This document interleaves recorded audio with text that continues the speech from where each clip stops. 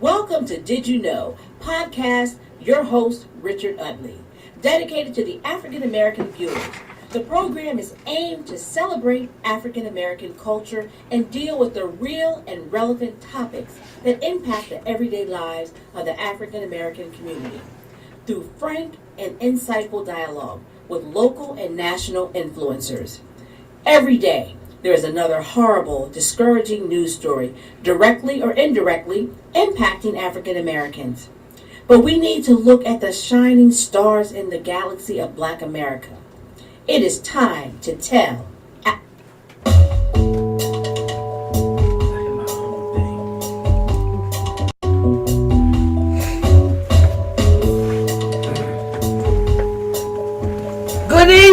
Good evening, and welcome to another Did You Know? Well, I got a very interesting program this evening. I think you will find it very interesting and enlightening. I have a special guest on that's going to tell you their story. But before then, you know I got to get started. Well,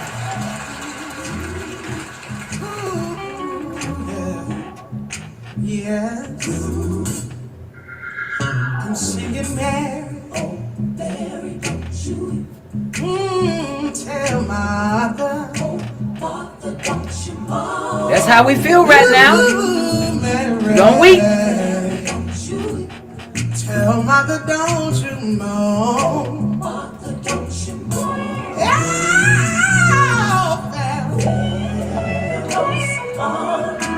He drowned. All right, so I'm going to go right into it now. Mary, don't you weep. I'm going to play that and have another song I'm going to play. And the reason why is because I think it's so important that we have to stay on top of things that's going on.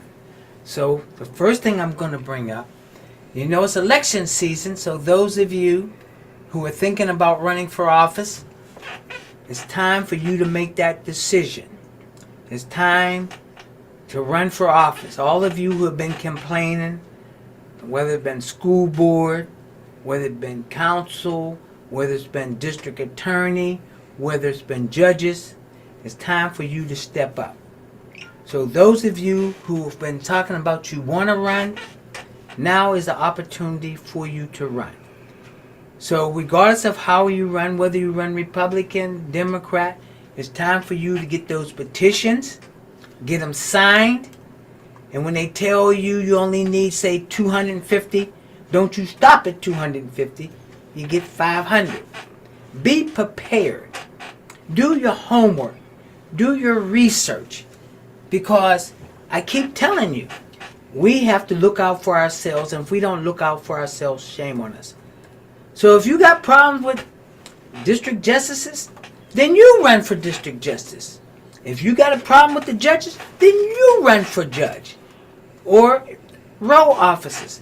If you have problems with schools, you don't like the way they teach, or you don't like, then you become a part of it. It's time for us now to step up.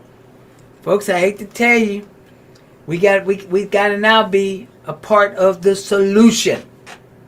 We've been blamed for a lot of problems, so it's time for us to step up. That's the first thing. Now, what else am I going to talk about? You know, this whole thing about DEI and all these people are concerned and all these institutions are no longer want to participate. Often people, when it's convenient, without thinking about it, the fact the money you spend determines a lot. Think about that. The money that you spend determines a lot. So companies like Target, McDonald's, Walmart's, where so many women and minorities are known to shop and take their children, and you take them to McDonald's, you need to ask yourself, are they respecting you? You have to ask yourself, are you that important? And the reason I'm saying that to you is because they have no respect for our money. They have no respect. And so I'm going to be talking about it in a few minutes. I'm going to put some real heavy rules on you. And I'm also going to suggest many things for you.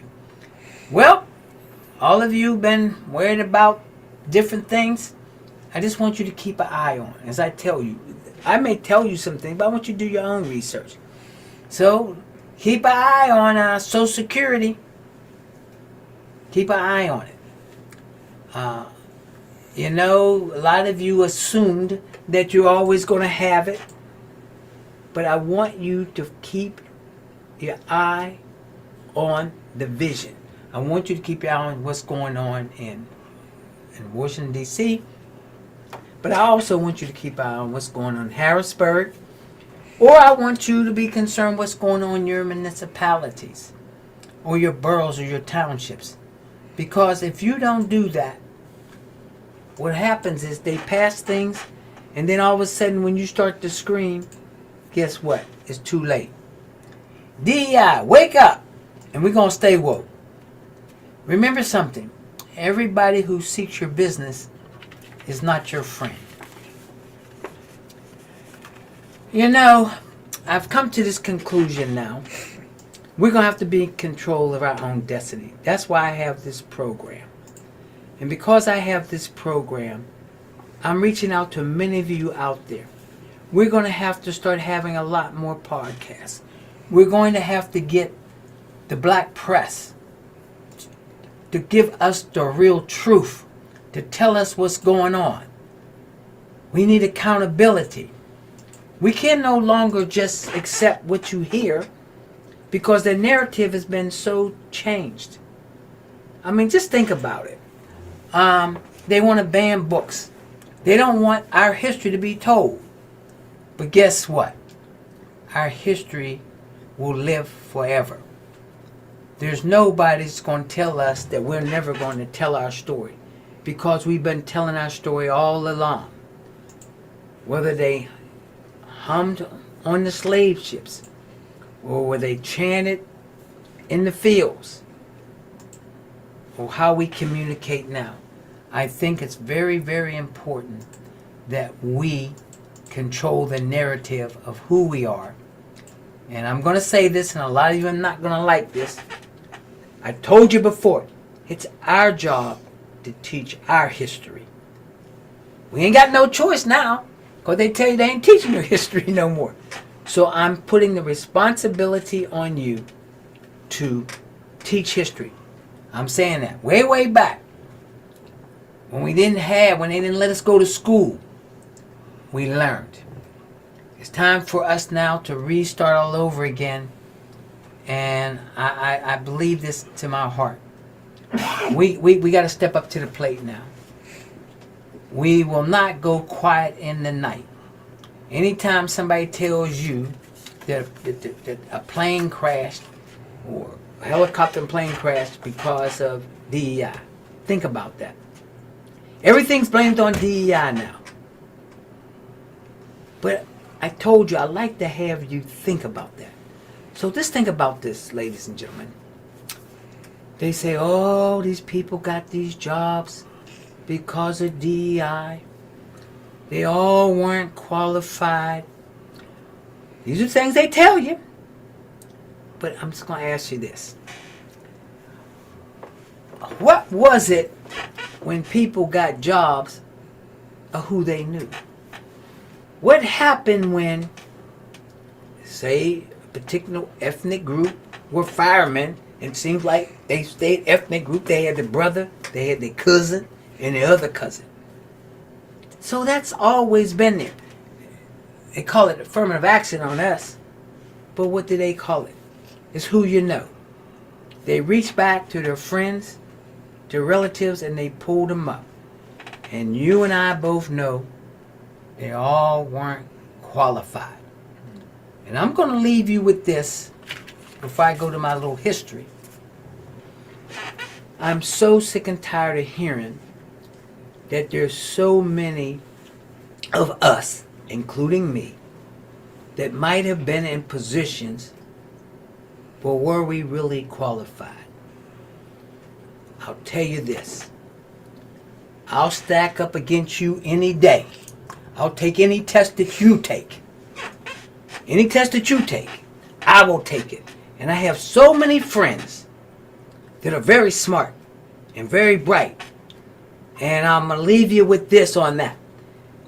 You better go back and do your research and find out who is the person that created it.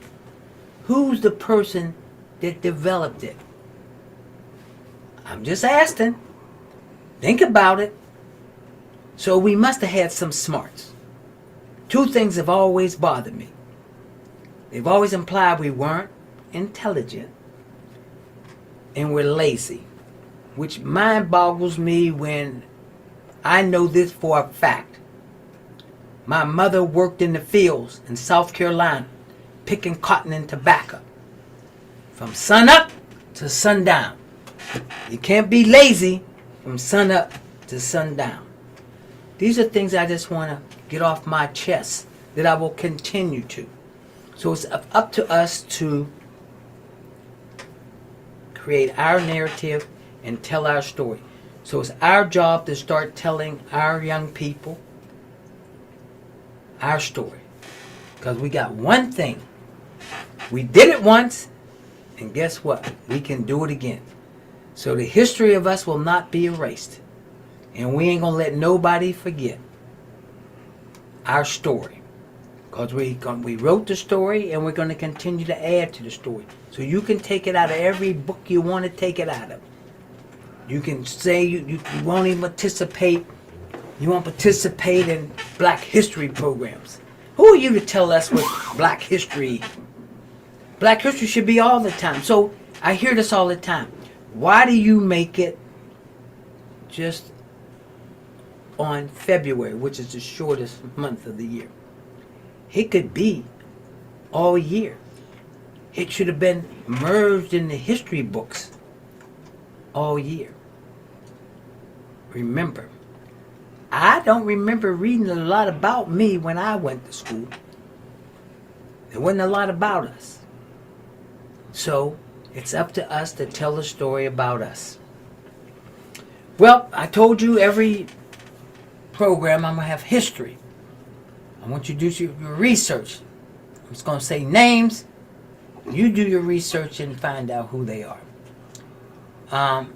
Thaddeus Stevens, Congressman Thaddeus Stevens. Find out who that person was. Who was he? I mean, who's Arthur Ashe? The Orangeburg Massacre. What is that about? Find out. Nelson Mandela. Who is it? Marcus Garvey. Who is this person? And this is the last question I'm gonna leave you with. February 8th, 1894. Congress repeals the Enforcement Act. Find out who that is. Find out about that. February 8th, 1894, Congress repeals the Enforcement Act. And the reason I want you to find that out, because there might be a whole lot of repeals that might be coming down the pike. Well, get ready to have a program. And I'm waiting. This is my closing song to my dollar. Ain't gonna let nobody turn me round, turn me round.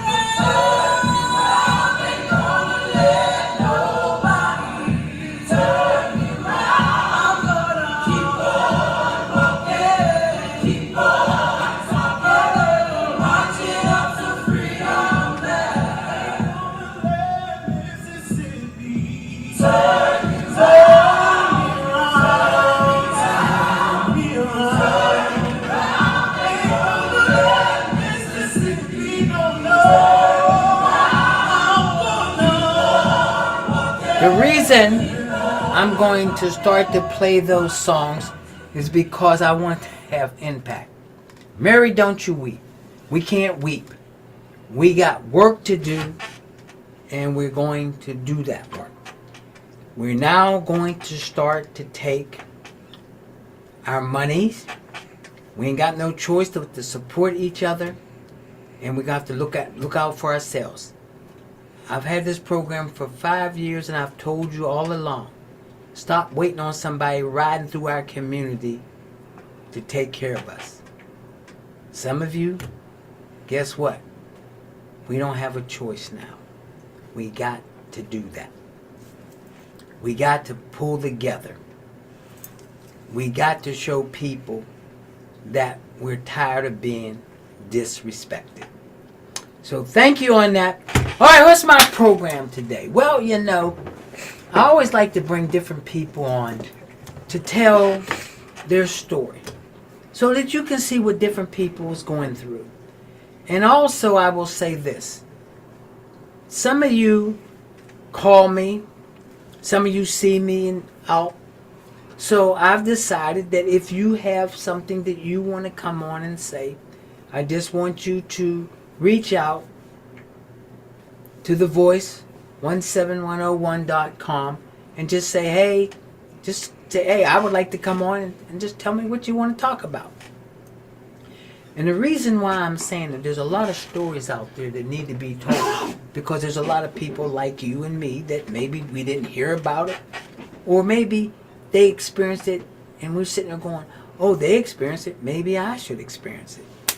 So today I have this wonderful dear friend, Bridget Watson, and her and I've been talking. I see her at the Y, and her and I have conversations. And she told me a little bit about her. And I just said, you know what? I want to bring her on my program. I want her to tell her story. I want her to tell her journey. Because you know why? Because I think it's important. Because we all know somebody like her, but she can give us a different perspective.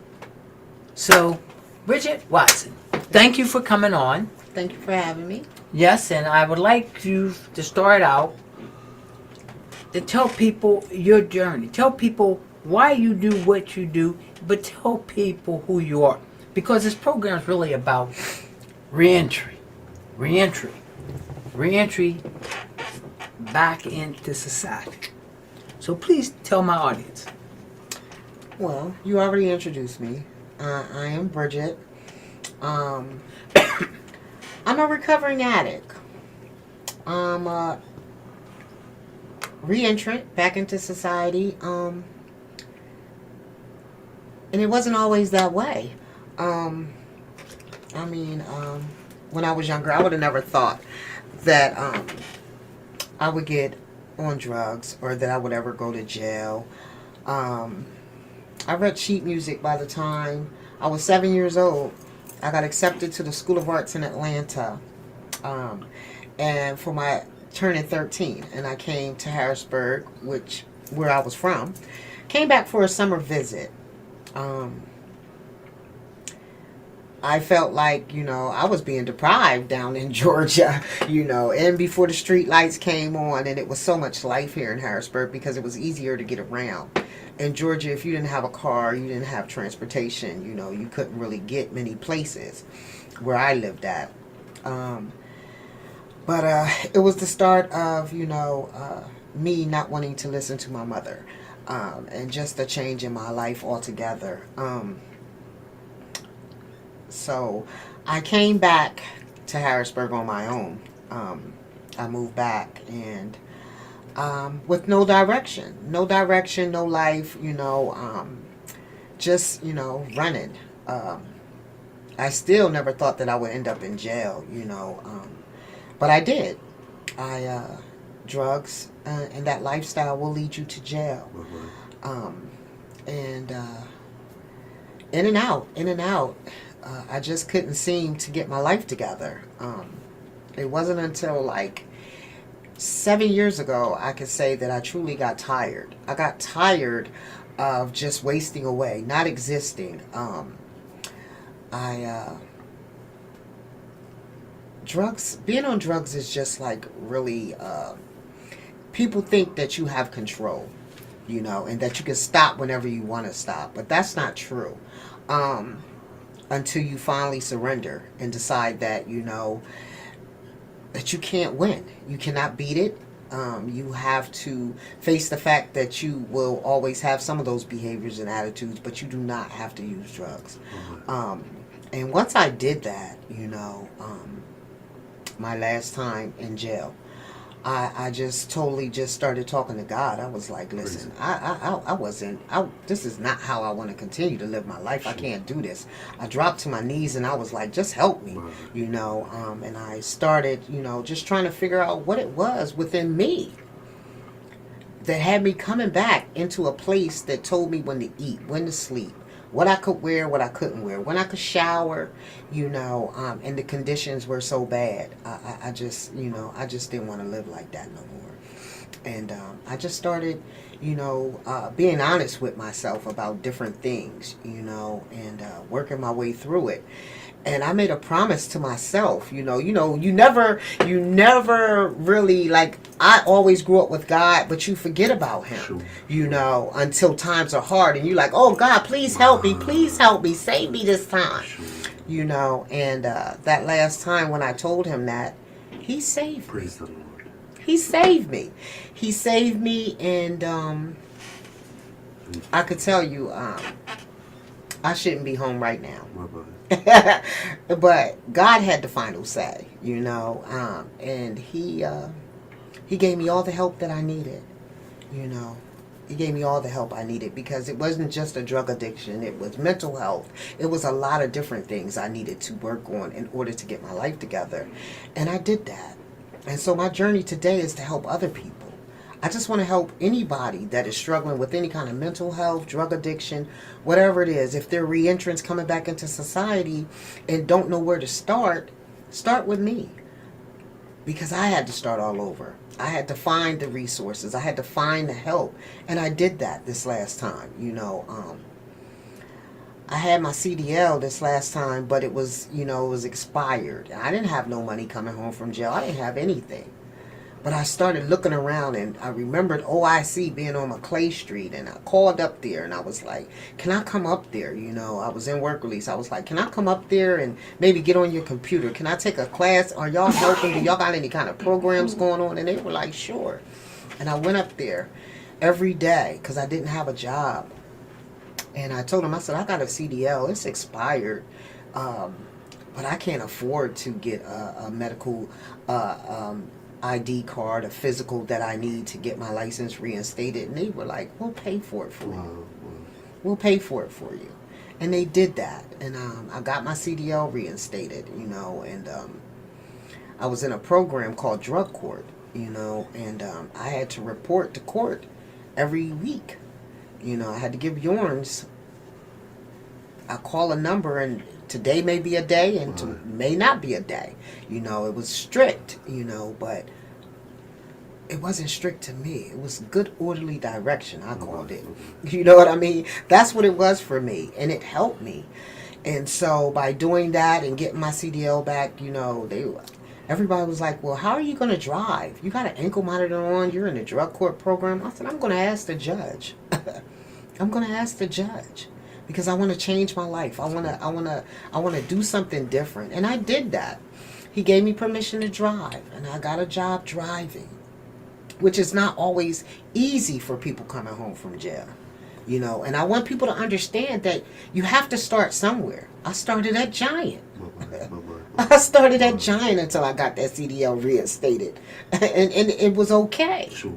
You know, it was money in my pocket. I could eat. I could buy myself stuff, you know, and it was just the start.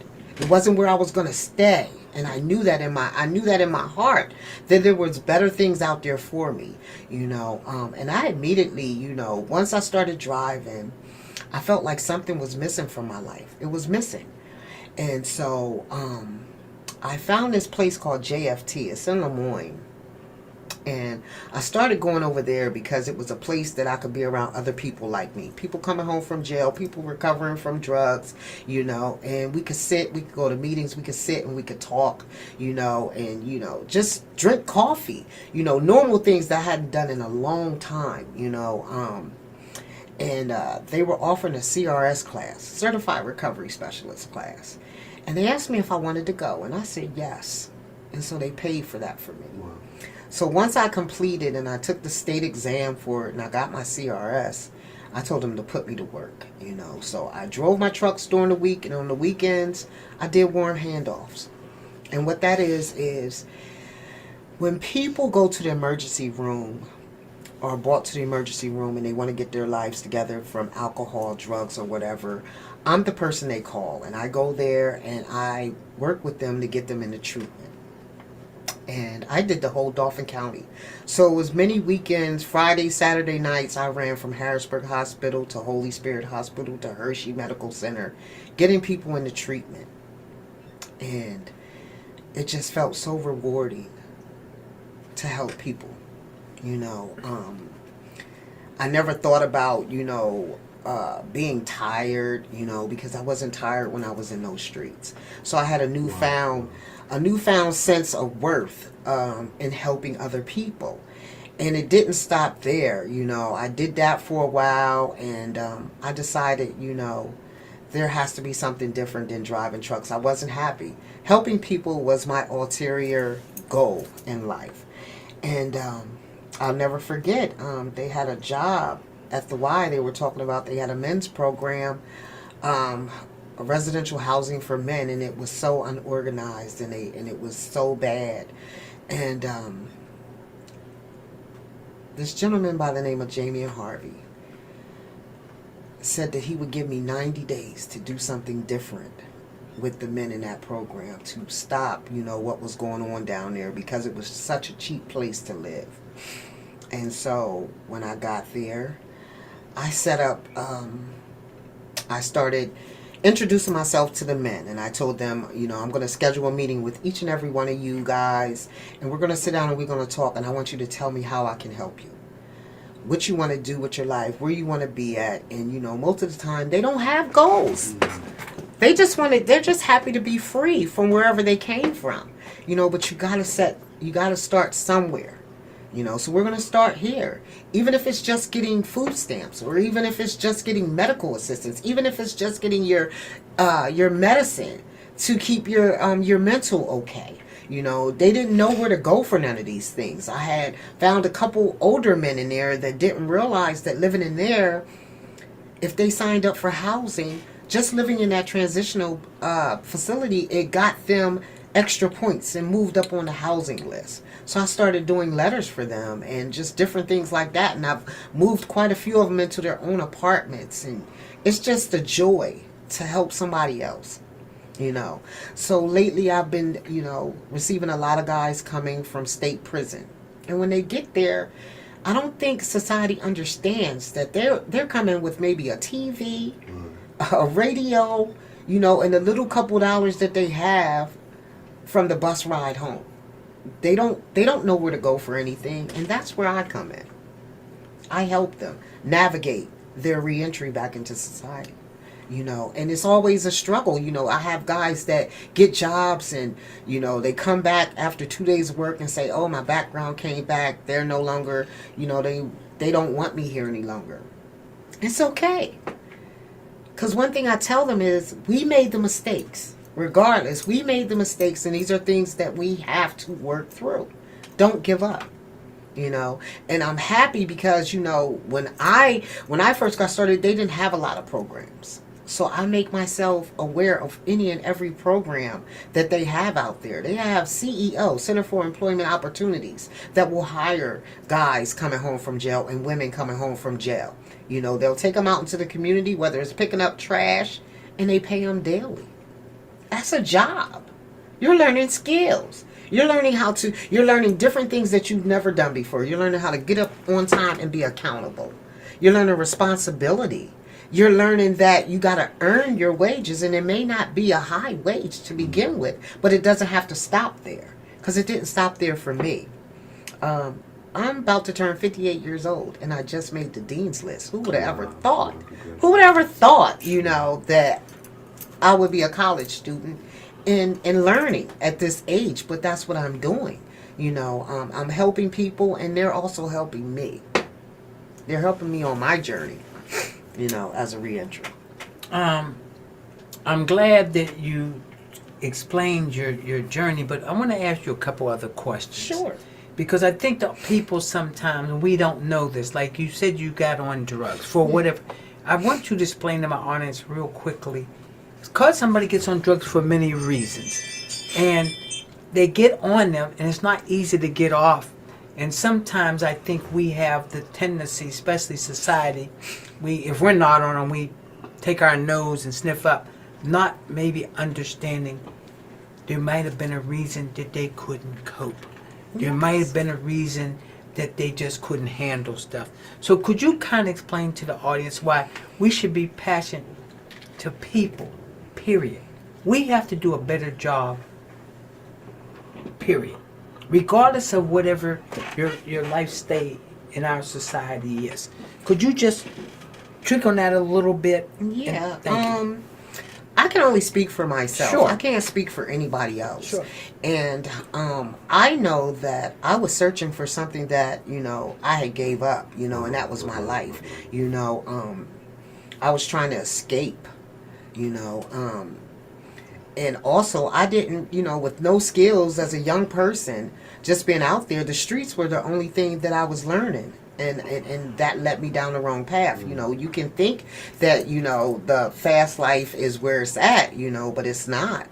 I wish I would have went to college a long time ago at the right age when I was supposed to go to college. But instead, I went to the streets. And it's not because I didn't have a good parent. I had a good mother. I had a good, hard-working mother, and it was just, I think I was smelling myself. I'm going to be honest. You get to a certain age and you don't want to listen to your mom. You don't want to listen to your dad. You rather listen to your friends, and it's not always good, and it starts out small. I started with a cigarette. I started smoking cigarettes first, with my friends, and then it turned to marijuana, and then next thing you know, that's not strong enough, then it's alcohol, and when that's not strong enough, you turn to something else, all in trying to escape problems or run away from different things that you just don't want to face. So you see yourself as a beacon in terms of giving people an opportunity to help them understand themselves. And so you take your journey and you try to apply that so that they can navigate their journey. Yes, in any way that I can. I let them know, if you look at me, if I can do it, anybody can do it. That's what I say. If you want to. Only if you want to. Because I couldn't do it for my family. I couldn't do it for my kids. I couldn't do it until I was ready. How do you deal with, and I'm talking about society, we hear these words, career criminal. How do you, because what happens is a lot of times, and it could be any group, they'll see something and they think everybody's like that. Okay? Whether it could be negative. So how do you give people hope when they've been told that they are career criminals? I just ask them honestly, are you ready to change your life? Are you ready to do what's necessary in order for you to begin to live life and do something different? How do they balance that when they've been very institutionalized? I mean, I'll give some of my experience. I'm a mentor in the federal program, Care Court, and we try to mentor these people that have come out to try to say if you want to call and ask a question, but then there's some of them that have just been so institutionalized. That's what they know, but the process is to try to give them hope. Yes. So how do you do that?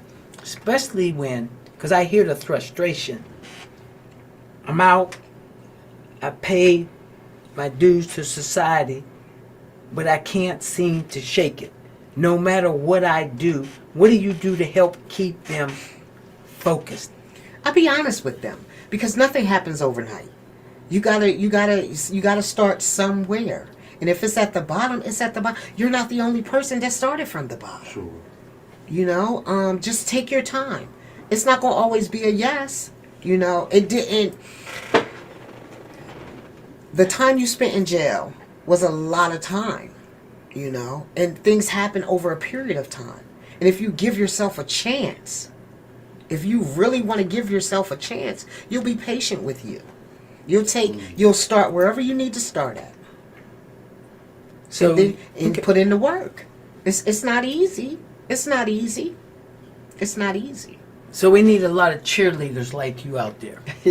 And I say that we need a lot of cheerleaders because I believe in hope, dreams, and visions. Yes. And because I believe in hope, dreams, and visions, I just think that we need people to encourage them. Yes. Because I have people that I mentored that they just, it's hard. Because they applied for a number of jobs, and of course, they did not get the jobs, or people decided they didn't want them around because they had committed a crime. Even though they believe they have served their time, and then they walk around with the career criminal thing on it. And you're saying it's important for them to understand the harsh truth about criminal behavior. Yeah. So how do you relate to that? The I harsh just- truth about criminal behavior. How do you relate to that? To Because people commit crimes for different reasons. You know, in my case, I committed crimes because I was on drugs. If I wasn't using drugs, I wouldn't commit crimes. But everybody's different, you know, and everybody's circumstance is different. But it's all the same when you're trying to start your life all over. You got to put in work. You got to put in work, and you got to trust and believe that things are going to work out for you, regardless, you know. And that's what I do. I'm honest with them. You know, I let them know that I'm one of them. And the first thing they look at me, they be like, "No, yes, I am." Me sitting here signing your home plan, I was once you. I was once you. So your philosophy, men and women who cause harm in the community, you tell them we have a debt to our community. Yes. It has to be Repaid. repaid. Yes. So how do you articulate that to them? It's just that you've taken so much. You gotta give back. You gotta give back. You know, because grace was given to you. You know what I'm saying? Grace was given to you when you were allowed to walk out that door of that prison. It was given to you. That was grace. Praise. So, okay, so you say that on the road to recovery is to get them to understand that they need to reform themselves in terms of their behavior. Yeah. So how do you, now I'm just asking, so what is your logic that you explain to them about their behavior when their behavior has been what's got them over for so long? You can't do the same thing expecting different results. Bottom line. You cannot continue to do the same thing and expect different results. You got to change some things. You got to change some things. Is that very hard to articulate to people? No. Why? Because you share the bare facts to them. You're direct Yes, with. because Or you don't by the sugarcoat grace it? of God, there goes I. So I'm going to share it with you honestly. I'm going to give it to you like it's supposed to be given to you, because that's the only way sometimes that they understand. You know, just be patient. They got to be patient with themselves, and they got to put in some work. Every day is not going to be easy, you know. So And you're not going to get every job you go for. I was turned down for many a jobs. And I just kept going. Sooner or later, somebody's going to give you opportunity. Sure. And that's when you put your best foot forward. Because that's what I did. Somebody gave me an opportunity. I put my best foot forward. how do you preach or say hope to the masses, but also I want to flip the script on you.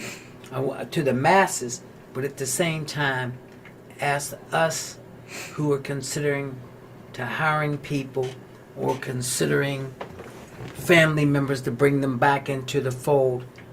How do you see that? Well, people notice change. And people, it's opportunity, because I am not my mistakes. Wow. I am not my mistakes. And I can't say that everybody that comes home is going to change their lives. Opportunity is given to those that, put their best, they put forth the effort to do different and show different. That's all I can say. I can't say that everybody coming home is going to go to work and work hard and change their lives. But there's some of us out there that realize that we made a mistake, and we want to change our lives. We want to change our lives. And I think that's important. That's why I wanted you on my program, because sometimes people take a broad brush and they paint it one way, and they think everybody's like that. And everybody's not like that. No, and but, nobody's. The word I'm looking for. Everybody can be one step away from a mistake.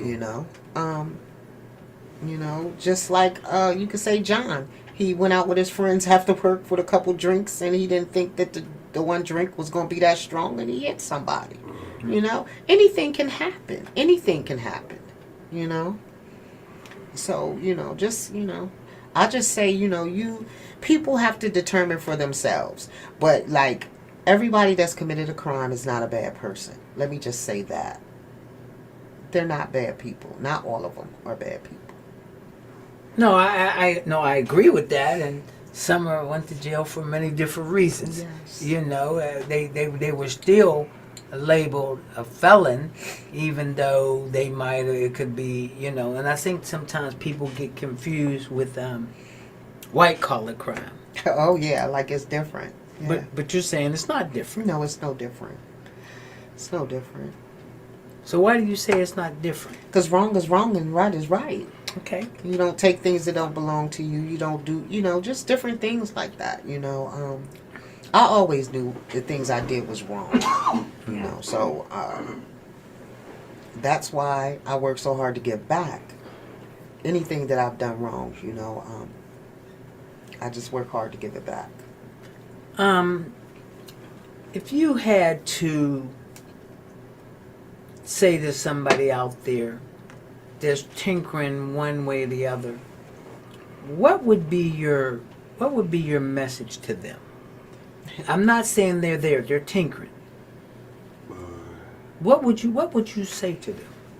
You got to get off the fence. You're either going to be on the right or you're going to be on the left. You got to make a decision. You got to make a choice. Because I made my choice to be on the right. Thank you. And I think that's very important what you said. They got to make a choice. Mm-hmm. And since you said they have to make a choice, I hear so often that influence plays a very important role in what people do. I mean, we all have been in situations, including me. I chose to go this way. I had some other friends that chose to go that way. Yes. But we both, we were on the same street, but one went left, one went right, for whatever reason. Mm-hmm. So when I asked you about when you just said choices, you're saying when you say choices, they need to be true to themselves? Yes. Is that what you're saying? True to themselves. And if you're saying being true to themselves, you're saying, I'm just asking this as a question, that when you commit a crime, that you should be leery or understand what situation you're putting yourself into. Yes. Yeah.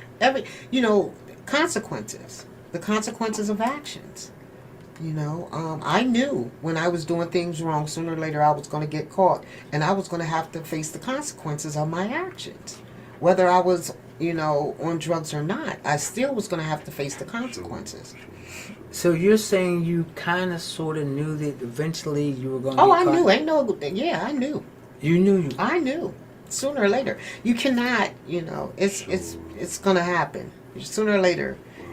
So you knew you were going to the rubber meets the road. So you knew you were and going. you got to face it head on. And so you knew that you might get caught and you may have to do time. Yes. Now let me ask you this question, since we're having kind of conversation here. So, the first time you committed a crime, did you learn the first time, or did you have a recurrence? No, I really wasn't trying to learn anything. I really wasn't. If we're gonna be honest, Yeah. I wasn't trying to learn anything. I wasn't trying to learn anything. I didn't want to do anything different. At least that's in my mind. That's where I was. But you were willing to do the time. Yes. And you're saying time is very important and time is very precious. It is. And we need to understand that time is very important and very precious. Yes. And you've even just said a few minutes ago that you're in college now at the age that you are, but you wish that you had done it all those years that you were incarcerated, or all the years that you went through whatever. Yes, I do. And the other thing, and I want you to talk about it for a minute, because you said it. You said you had good parents. You had a good mom. I did. And a lot of times people think that they don't have a good mom, or they have it and they do things. So could you address for me the good parent group and the parent group that ain't so good? Well, I don't know about a parent that ain't. Well, I said, well, there you go. Wait a minute. I have seen kids that their experiences have been detrimental to them, and it's a recurrence. I've seen it. My dad went to jail, so it's okay for me to go to jail. My mom went to jail. So how do you kind of get them to understand? Because they want to see the other side. Because it's always about exposure. Yeah. Because you go by, right? Am I right? Because you live in the community that you go in, and some things just become natural. Some things just become acceptable. So could you just explain those kind of things? I'm just saying you have a good parent over here and somebody does the life of crime. Follow me through. And people need to understand that. That parent was very good, or that family was very good, but that particular individual became a criminal. On the other side, you have this little kid who's coming up, and they need to see other choices. But all they see around them is negative, confusion. What do you say to how we should tell those kids, give them hope? That's my real thing. We give them hope, give them vision. Because I'm a believer that if they see something positive, because they're looking for something positive. Now, a lot of them, they go to school, and that's where they get their positive. Yeah. But they go back. Because one of my big issues is that a lot of times we incarcerate people, we put them back in the same community, the same neighborhood, the same friends, and what kind of result do you expect but the same result that you sent them to? Could you talk about those? Yeah, well, like I said before, everybody has choices. And these kids, they have a lot of programs now. They're getting more honest with these kids nowadays in these schools. I teach a Too Good for Violence, Too Good prevention, a drug prevention program. We go into the schools. So what do you talk about when you go in there? I go in there that you don't have to be a product of your environment.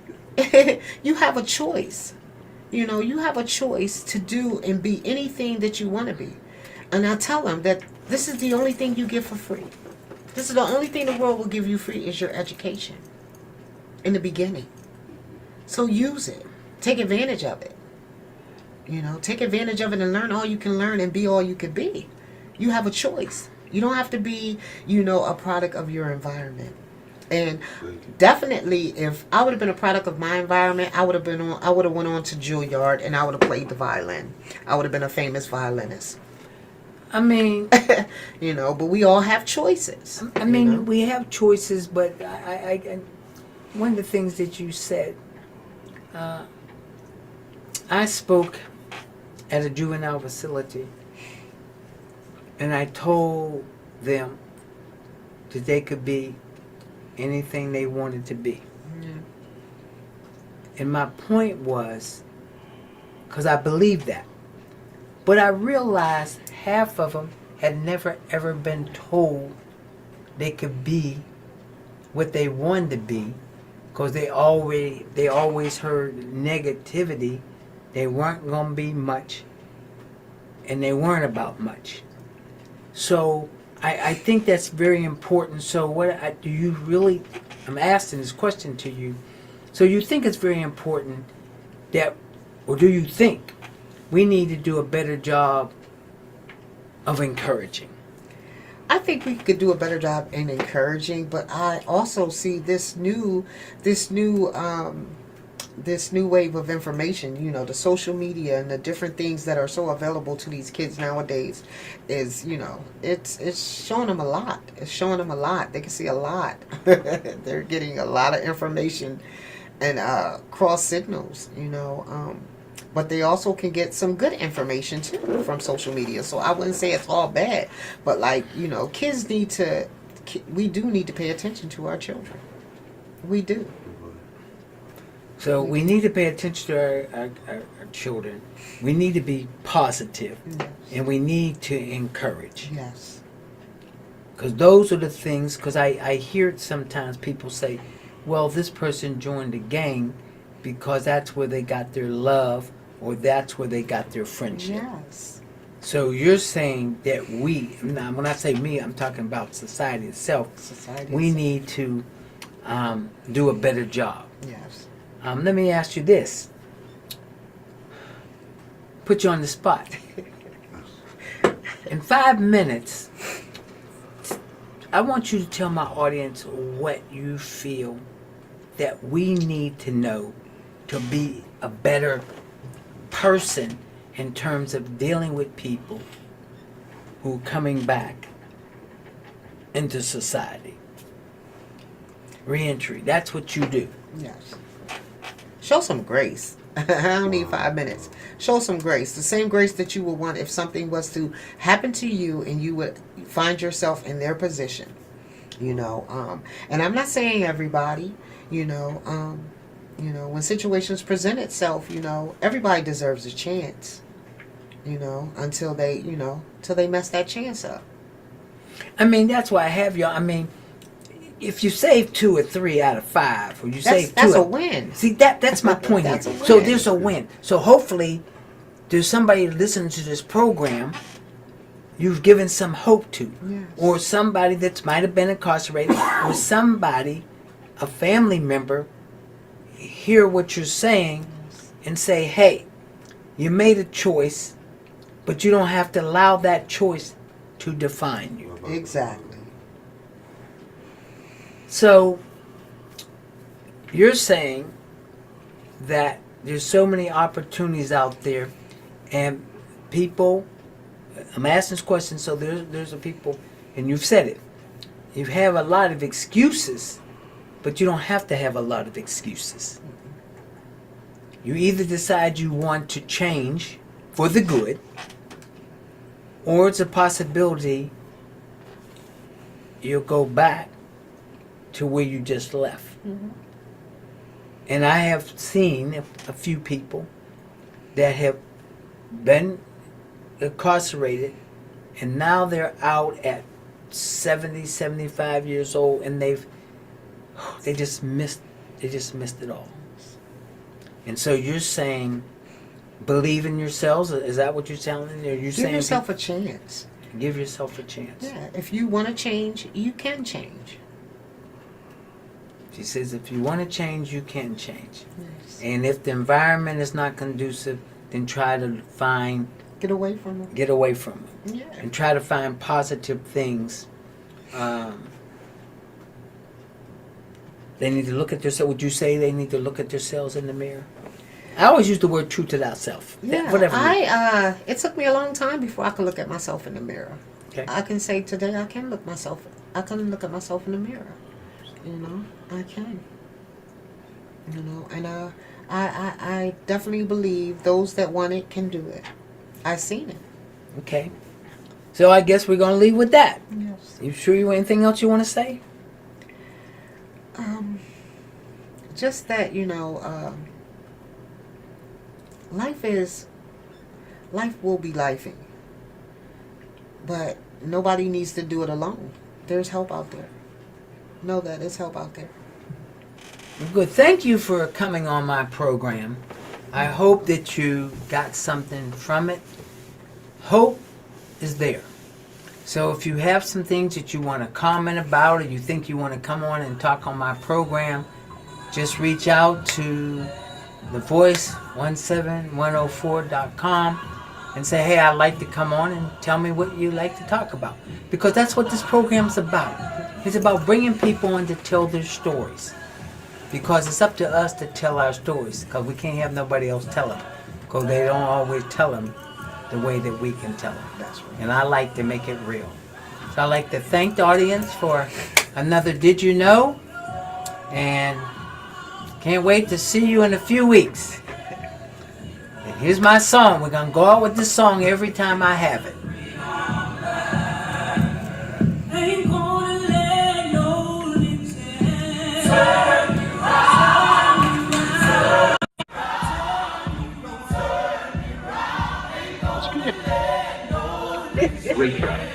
Thank you. I thought you said you couldn't stay on this long.